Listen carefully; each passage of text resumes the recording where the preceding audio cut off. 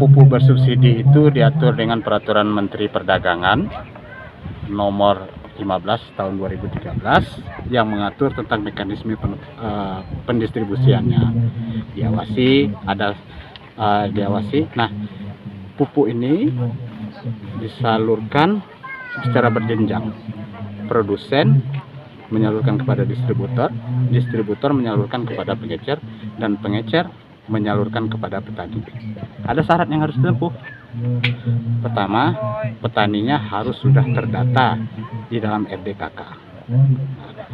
Nama, nik petani, nama ibu kandungnya, luasan lahannya, rencana tanam dalam setahun berapa kali kalau di sawah, berapa kali mupuk dalam setahun untuk tanaman perkebunan. Nah, di situ disusun secara rapi, tersimpan di dalam yang namanya sistem RDKK secara elektronik di Kementerian Pertanian.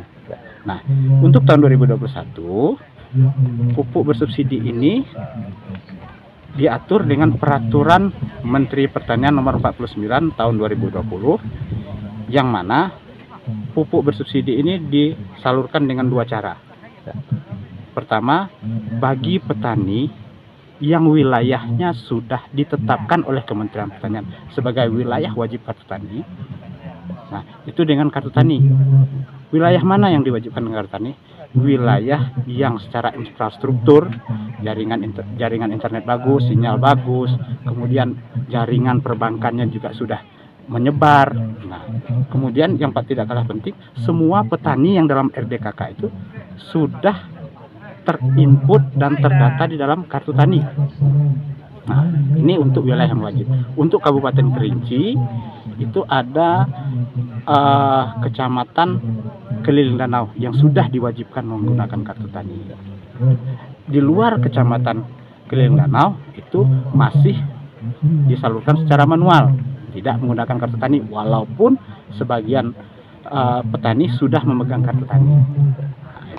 Nah, yang kedua, ada penyaluran dengan cara manual, yaitu penyaluran yang petaninya mendatangi kios, kemudian mengecek namanya di dalam data cetak RDKK.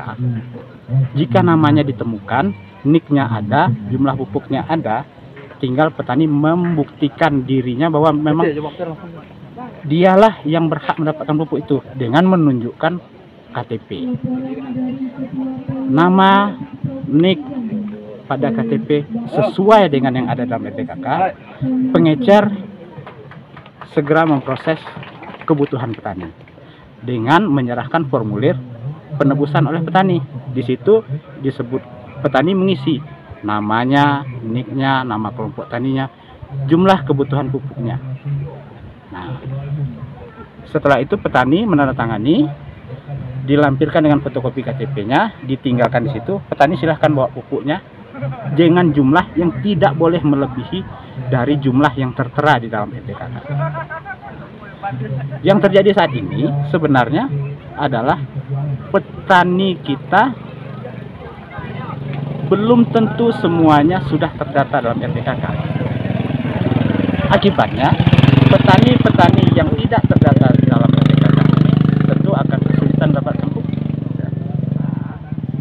Nah, himbauan saya kepada seluruh petani-petani yang belum terdata dalam RDKK, jika mempunyai lahan sawah atau lahan perkebunan dengan luas tidak lebih dari 2 hektar, segeralah merapat, segeralah bergabung dengan kelompok tani terdekat di wilayah lahan pertaniannya.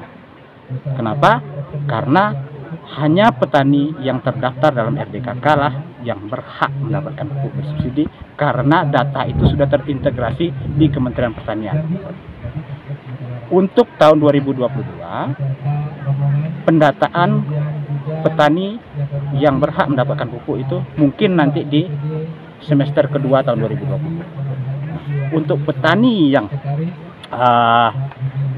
tahun 2021 ini sebenarnya sudah tersimpan datanya di tahun 2020 dan terakhir ditutup kemarin pada tanggal 14-15 Januari website itu, sehingga sampai hari ini tidak ada pembaharuan untuk data petani tahun 2021.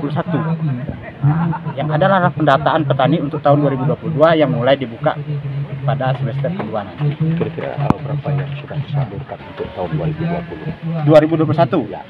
2021 jumlah pupuk yang tersalur itu secara rata-rata di angka 12% dari jumlah kebutuhan pupuk yang ditetapkan dengan SK Kepala Dinas Pertanian Kabupaten Kerinci.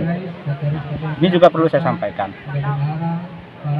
Menteri Pertanian Syahril Yassin Limpo sudah mengatakan bahwa anggaran untuk mensubsidi pupuk secara nasional itu hanya mampu memfasilitasi 9,1 juta ton pupuk bersubsidi secara nasional.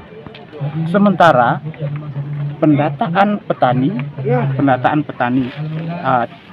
secara nasional itu sudah 23 juta ton kebutuhan pupuk. Artinya dengan jumlah pupuk yang ada disediakan oleh pemerintah, baru 40% pemerintah mampu menyediakan pupuk untuk petani yang sudah terdata. Bayangkan lagi untuk petani yang tidak terdata. Begitu kira-kira. Jadi berapa kebutuhan?